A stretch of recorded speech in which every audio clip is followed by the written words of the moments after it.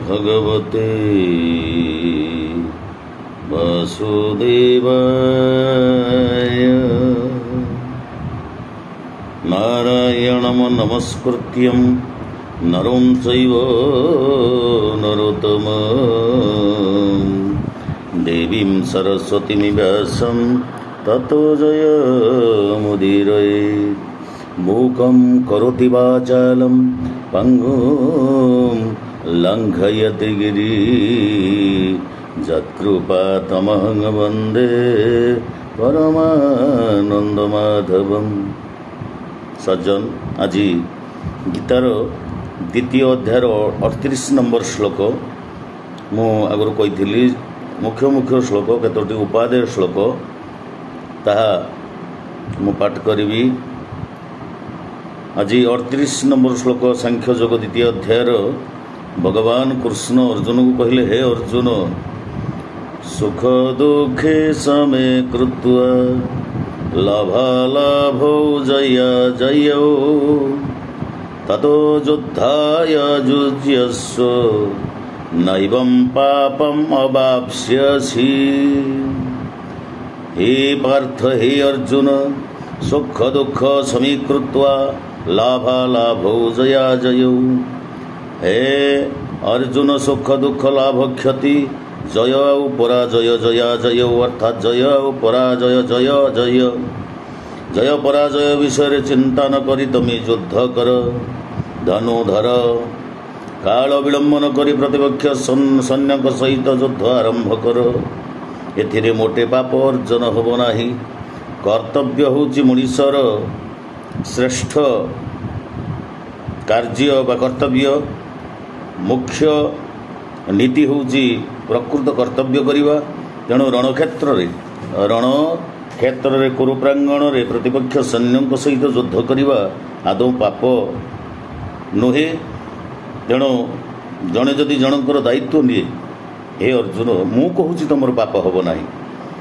जदि जड़े जनकर दायित्व निए, बापा पुअर दायित्व नौ, बापा उपदेश दौर तू या कर।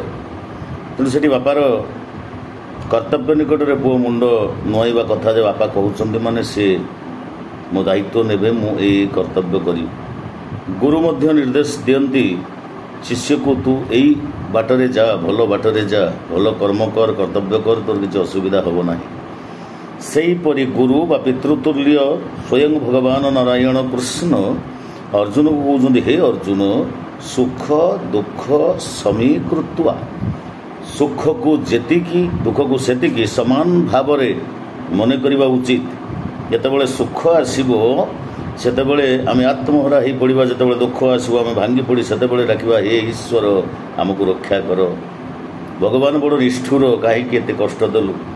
दजी जड़े लोकर पिलाटे भल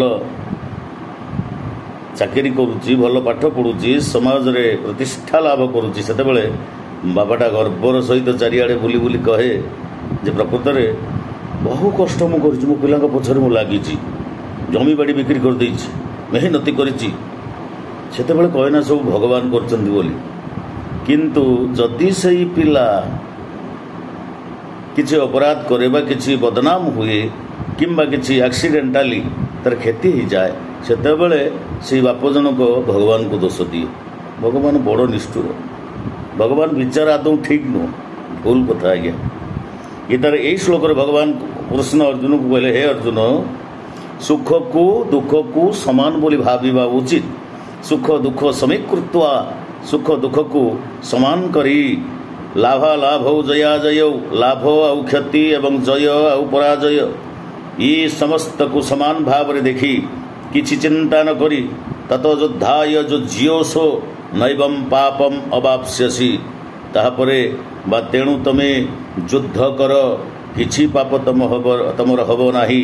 यह मो निर्देश दौछि बा मो कहूछि, यह भगवान कर मुख निश्चित वाणी। एथुरु आमे ये शिक्षा लाभ कले सुख दुख समान भाविबा, जय पराजय ताको समान भाविबा, लाभ क्षति ताको आमे समान भाविबा, आमे कर्तव्य करिबा। से फलदाता स्वयं भगवान से फल प्रदान करेंगे। गीतार 38 नंबर संख्या जोगर ये श्लोकरू आम यही नीति शिक्षा लाभ कले। आज्ञा एसत मु आपण मानकर मंगल कामना करी से भगवान नंदलाला कृष्ण को नहीं समस्त जगतर कल्याण करंतु आपण मानकर कल्याण कामना करी रहूची। जय जगन्नाथ।